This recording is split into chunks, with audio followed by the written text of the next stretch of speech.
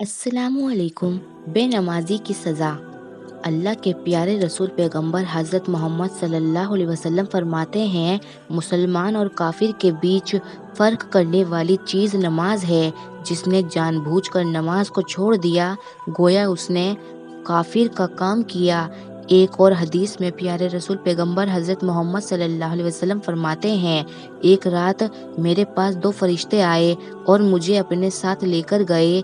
मैंने रास्ते में देखा कि एक आदमी जमीन पर लेटा हुआ है और एक दूसरा आदमी एक बड़े पत्थर से उसे मार रहा है। उसका सिर टुकड़े टुकड़े हो जाता है और पत्थर दूर जा गिरता है। जब वह पत्थर लेने के लिए जाता और वापस आता है, इतनी देर में उसका सिर फिर सही हो जाता है। वह आदमी फिर अपनी पूरी ताकत से उसके सिर पर पत्थर मारता है। इसी तरह वह मारता रहता है। मैंने फरिश्ते से पूछा, यह कौन आदमी है? इसका जुर्म क्या है?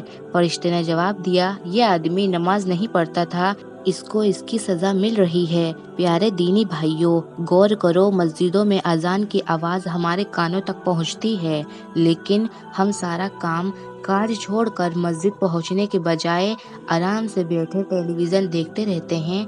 अजान हो रही होती है और हमारा टेलीविज़न चल रहा होता है।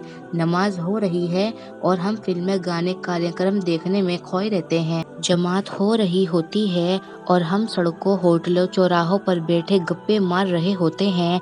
ना तो हमें अजान और नमाज की परवाह है और ना ही मस्जिद का एहतराम होता है। ताज्जुब की बात तो यह है कि रमज़ान के महीने में तक ऐसा देखने को मिलता है। कुछ लोग इस्लामी लिबास पहनकर घर से निकल जाते हैं, लेकिन मस्जिद में नमाज पढ़ने की बजाय किसी और महफिल में लगे रहते हैं और वहाँ फिजूल की दुनियावी बातें करते हैं। हज़रत उबादा साहबी फरमाते हैं, अल्लाह के रसूल पैगंबर हज़रत मोहम्मद सल्लल्लाहु अलैहि वसल्लम ने मुझे 7 चीज़ों की नसीहत फरमाई थी, जिसमें से 2 चीज़ें ये हैं कि शिर्क मत करना, नहीं तो तुम्हारे बदन की बोटी बोटी कर दी जाएगी। दूसरा, जानबूझकर नमाज ना छोड़ना, क्योंकि ऐसा आदमी इस्लाम से खारिज हो जाता है। ज़रा गौर करो ए मुसलमानों, जानबूझकर नमाज छोड़ने वाले हम कैसे मुसलमान कहलाने के हकदार हो सकते हैं? जब कभी लड़ने की बात आती है तो हम पीछे नहीं रहते, लेकिन दीन के कामों से दूर क्यों? अल्लाह के वास्ते ए मुसलमानों, अपना और नमाज का रिश्ता मजबूत कर लो। मस्जिदों को अपने सजदों से आबाद कर दो। अब भी मौका है, सच्चे दिल से तौबा करके अपने रब को राज़ी कर लो, क्योंकि अगर रब राज़ी हो गया तो दुनिया की कोई भी मुसीबत तुम पर नहीं आ सकती। गरीबी, बेरोज़गारी, मुसीबतों, रंज और गम, लाचारी का एक ही इलाज है और वो है नमाज। अल्लाह हम सबको 5 वक्त नमाज पढ़ने की तौफीक अता फरमाए। आमीन।